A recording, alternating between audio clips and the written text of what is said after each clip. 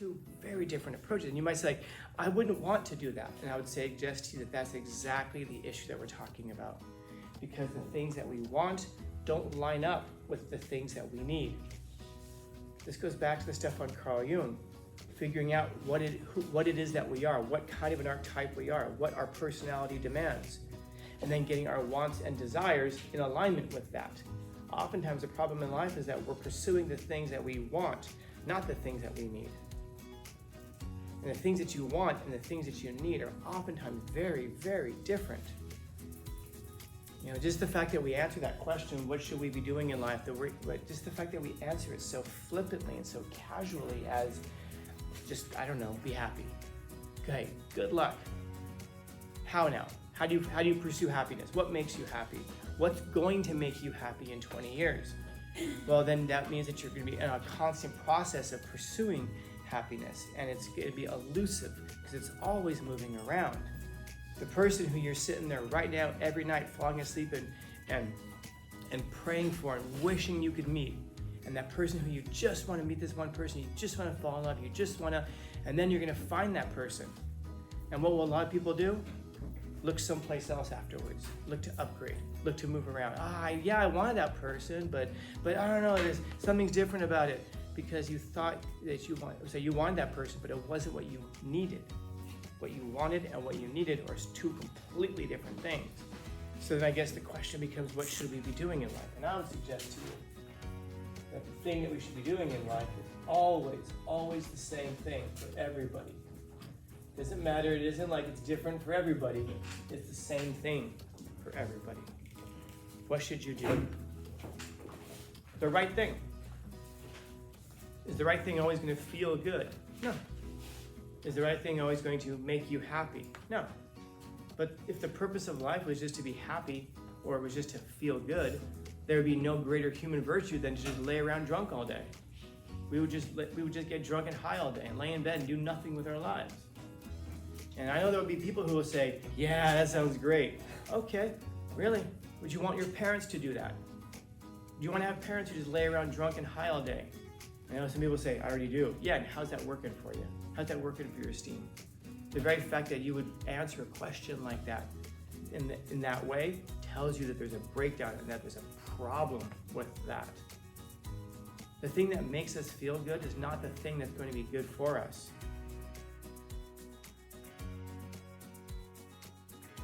How about this? What should we do in life? When we say things like, let's just be happy. Oh my God, have you seen the things that make you happy? Like imagine if you I was about to say something silly. I was about to say, imagine if you let happiness guide your diet, but many of us already do that, and look what we get for it. But imagine if you let happiness guide your life. Do you think that, how many of us would get a hold of young Joseph Stalin and tell him, you know what, Joseph Stalin, just do what makes you happy. You know what, little Adolf, do what makes you happy. I can't paint. Okay, well then do what else would make you happy if you can't paint. Do something else. I mean, think about the kinds of things that make us happy. The very things that make us happy are exactly the things that lead us headlong into harm. And the things that make us happy are very much the things that lead other people into harm. They harm other people. You know, like I was talking yesterday about this philosophy called Stoicism. And it's a long story short, it's a philosophy that argues that the only thing that exists in the whole entire world, the whole entire universe is you. That the whole universe essentially is a creation and a figment of your imagination. That you essentially are God, that you create everything, that nothing exists outside of your perception. I won't go too deeply into it, but many of us will hear that and go, oh, whatever. But man, whether you believe that philosophy or not, so many people live like they believe it. So I guess the question is, what's the difference? If you believe it or if you live like you believe it. It amounts to almost the same thing. Now, an example I was giving, it's a silly one, but I saw this video last week it was a red van. It was on the freeway. It was like one of those traffic cameras, and the van had missed its exit. It was too far over on the lanes. So it's driving. It's not bumper to bumper traffic. They're driving. The red van stops on the freeway because cars are going past. Zoom, zoom, and he wants to make his exit. Thank you. And he wants to make his exit. So he stops on the freeway. Cars behind him slam on their brakes. It causes this pileup of cars. I think it was 5 or 6 cars that were involved in this accident. And then finally the red van just goes zoom, and cuts across 2 lanes and exits on the freeway. Now you might look at that and say, well, that's just being a bad driver. No, being a bad driver would be like hitting the wrong pedal, hitting the gas instead of the brake, or not being able to judge distances. Being a bad driver is very different from that. You might say, well, that's being selfish. Oh, but it's such an extreme selfishness where it acts like there's nothing in the universe except for you.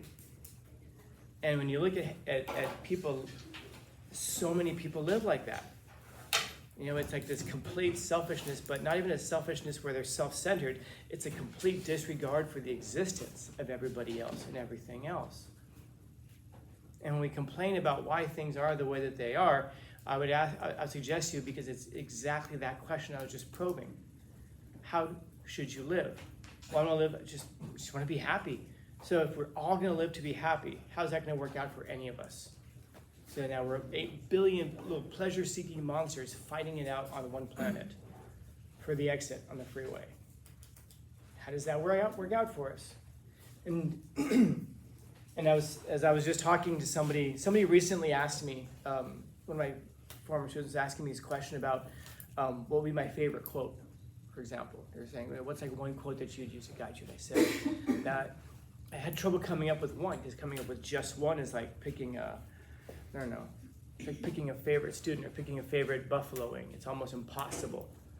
And I said, my favorite quote, I think, is probably, you have not because you ask not, or because you ask amiss. You ask for the wrong reasons.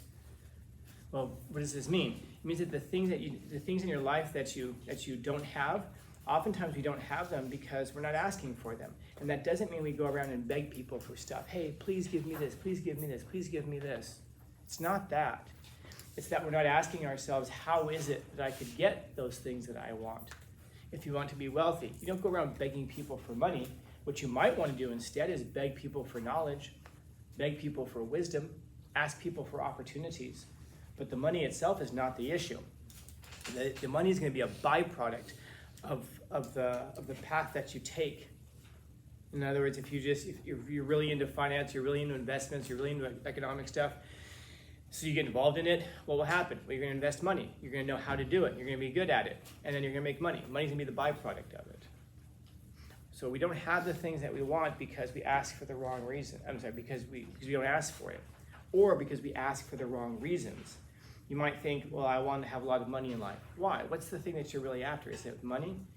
If you investigate yourself, you might realize it isn't about the money. It's about the status. You want people to look at you and see you as an accomplished person. You want to prove something to yourself. Maybe you grew up poor and you felt bad about that. You didn't like the way that you assumed people looked at you, which, by the way, do people look at you funny when you're poor? Probably not. You probably think that they do, and you filter the world through all of that. It's just like if you walk around thinking that the world sees you because of your race. The reason that you probably do that is because, just like proof rock, you judge yourself for it. You judge other people for it. And so you assume everybody else is judging you for it as well. Truth of the matter is that people probably don't see your race. They probably don't see your class. In fact, they probably don't even see you. They don't care if you pile up on the freeway behind them, because they're the ones, because all they care about is that they miss their exit. They're not even thinking about it. And that's the things that most people are not even thinking about other people. It's only when we come into some level of conflict with them, because we're not seeking the right things, or we're seeking them for the wrong reasons. So what you might realize is that what you're after is not money. You might realize that what you're after is status. You want to be admired. You want to be appreciated. You want to be loved. You want people to be grateful for you.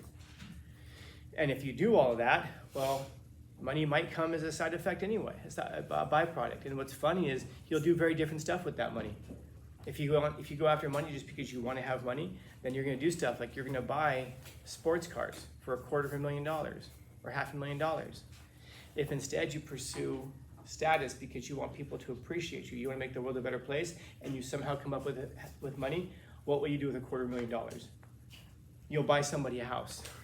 rather than buy yourself a sports car. It's two very different approaches. And you might say, like, I wouldn't want to do that. And I would suggest to you that that's exactly the issue that we're talking about.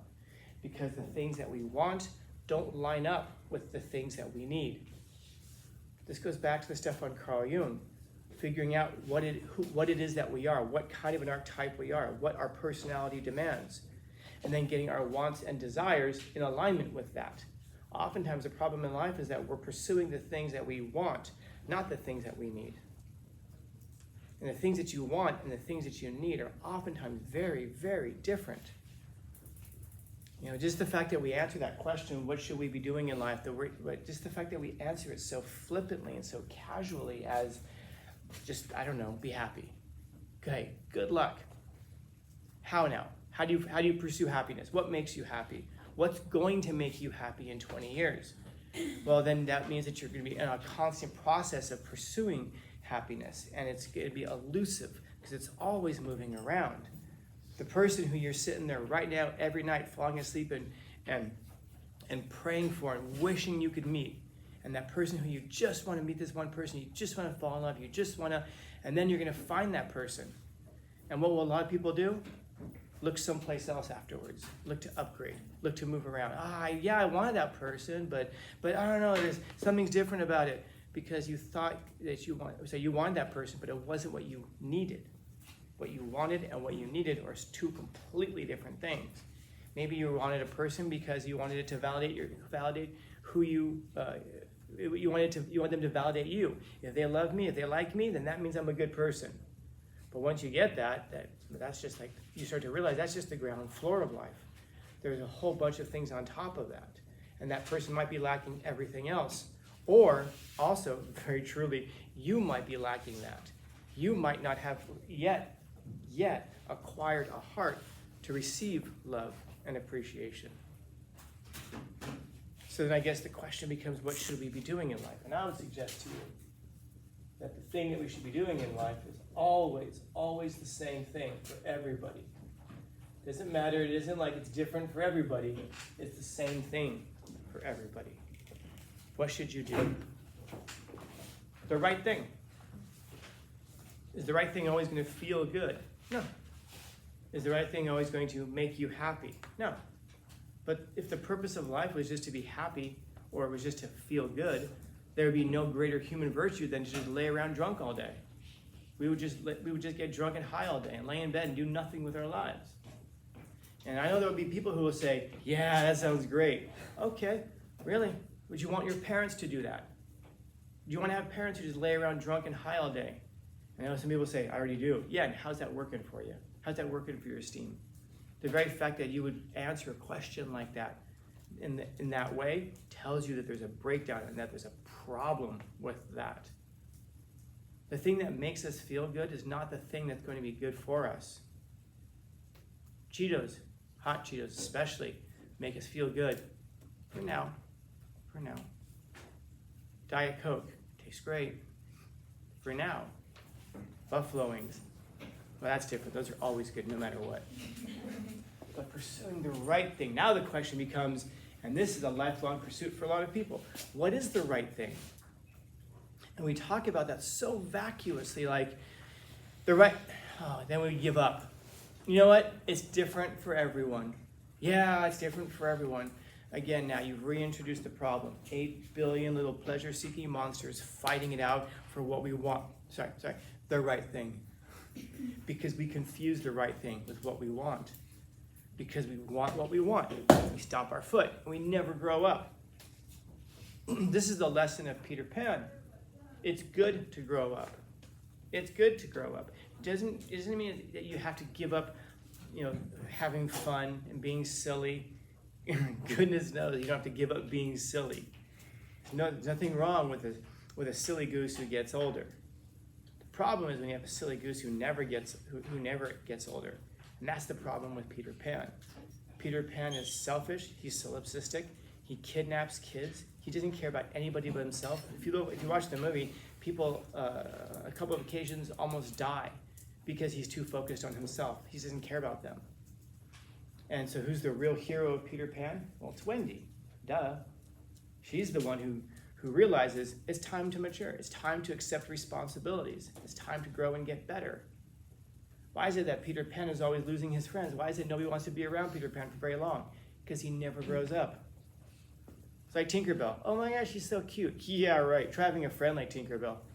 The whole point of her being tiny is that she can only embody one emotion at a time.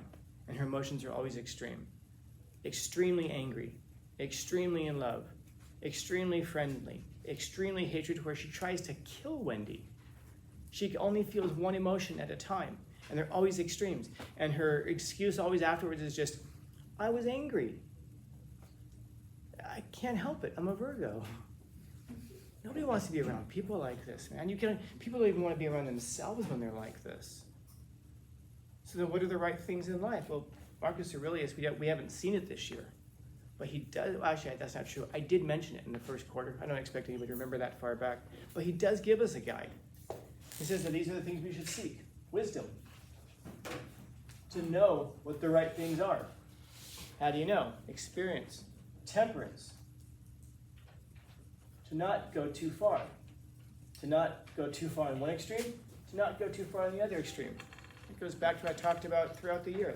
The doctrine of the mean. Look for the middle point. Don't be too courageous to the point that you're rash and reckless. Don't lack courage to the point that you're a coward. You want to be in the middle. How do you know what the middle is? Wisdom.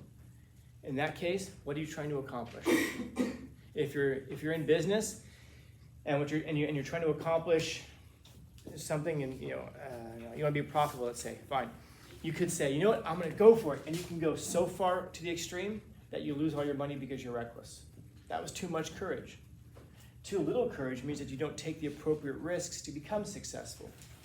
In other words, how do you know where you should be? Where you should be aligns with your pursuits. If you want to be successful, what level of courage is necessary in order to be successful? Sometimes it's going to be higher, sometimes it's going to be lower. Wisdom, temperance. Oh man, this is a big one for us. We chant about it all the time. We chant about it all the time. Justice. Great, so what is justice? Oh, it's too much thinking. Then why in the hell do we allow people to shuffle us out into the street carrying placards and marching and protesting for this thing that we don't even know what it is? You know, one of the greatest protest signs I ever saw was, some of you have probably seen it, it's an old meme. It's a guy who has a little kid on his shoulders. The baby's probably a year and a half old or something like that. And he's holding up, he's holding up a cardboard sign, and it's just a bunch of crayon marks. Like the little boy made his own protest sign. Just gave him crayons, he marked up this paper, and he's holding it up. And I thought, that's probably the best, most honest protest sign I've ever seen in my life. You know, people show up to protests right now and they're handed signs. And then we don't think that there's a big corporation behind it that's shuffling us and animating us like puppets to do things. We show up to protests and there's piles of bricks just land nearby, and we don't think that someone is dangling strings in front of us. Well, we wouldn't think about that if we didn't have the wisdom to do it.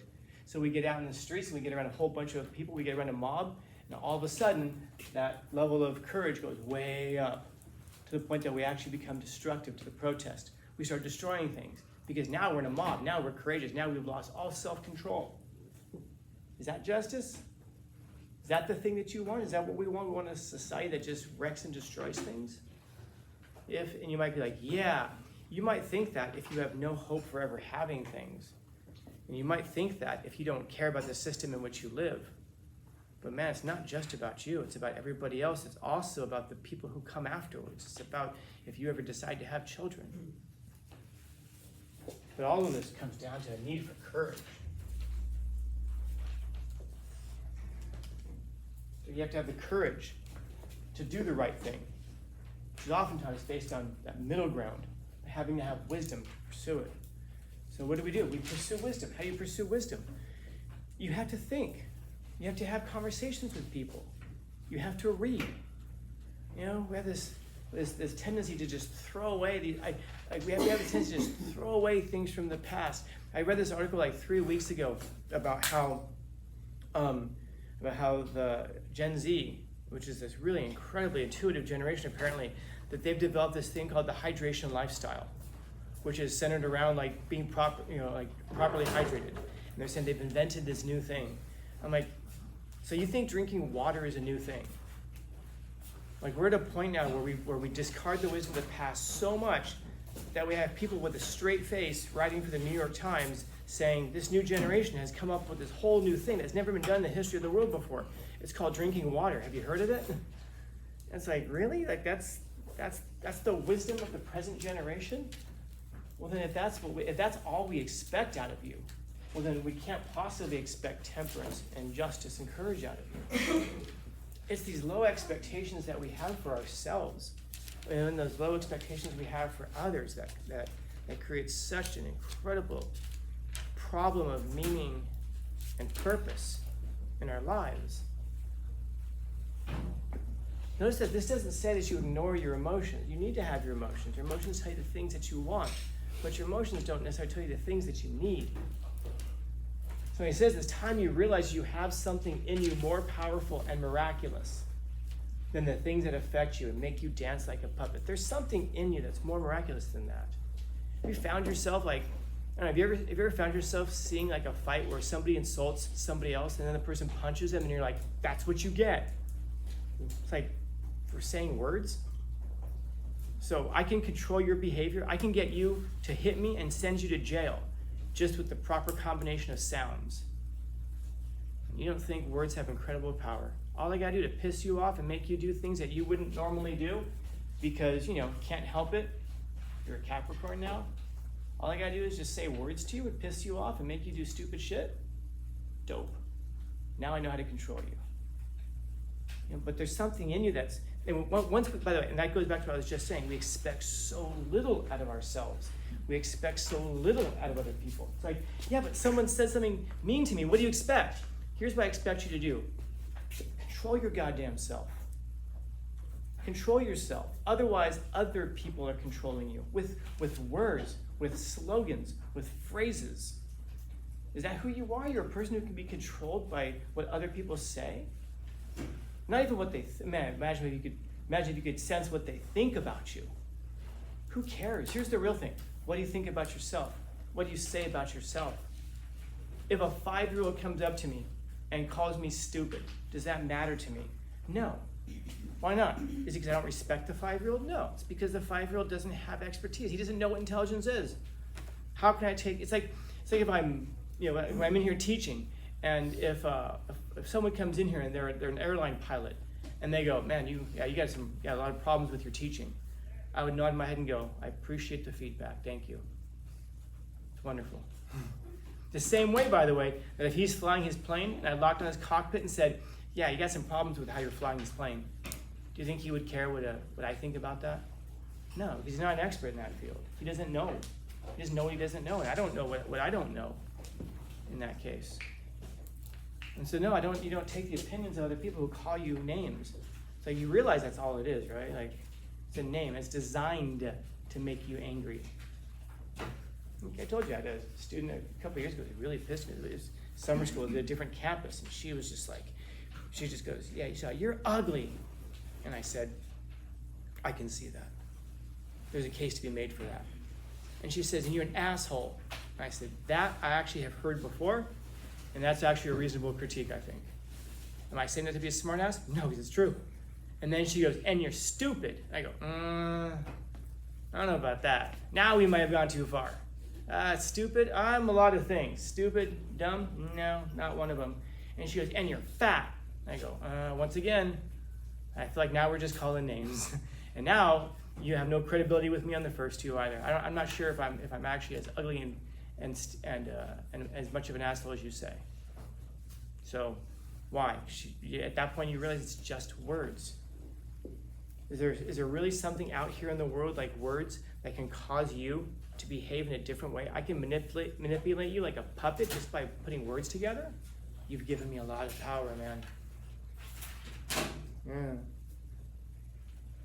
So what's the thing that's in you that's actually more powerful than the thing that's outside of you?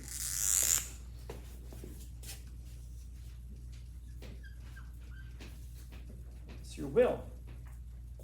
It's your will. It's It's your volition. It's your will. What are you going to commit yourself to? Just concentrated power of will. What can you actually decide for yourself? You can decide, maybe you can't decide to be angry or not at the moment, but you can decide how you respond to it. Maybe you can't decide if you're sad or angry or hurt, but you can decide how you're going to respond to it. Somebody breaks your heart. What do? There's so many people. I was just talking to a friend of mine. She broke up with someone. They were together for like 4 years. And as soon as they broke up, what does she do? She, call it what it is. She goes out and she starts hoeing around.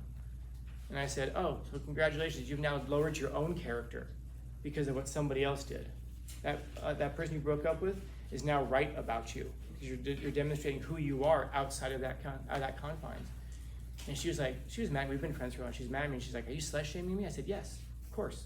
Same thing you would be doing yourself to your friends if the situations were different.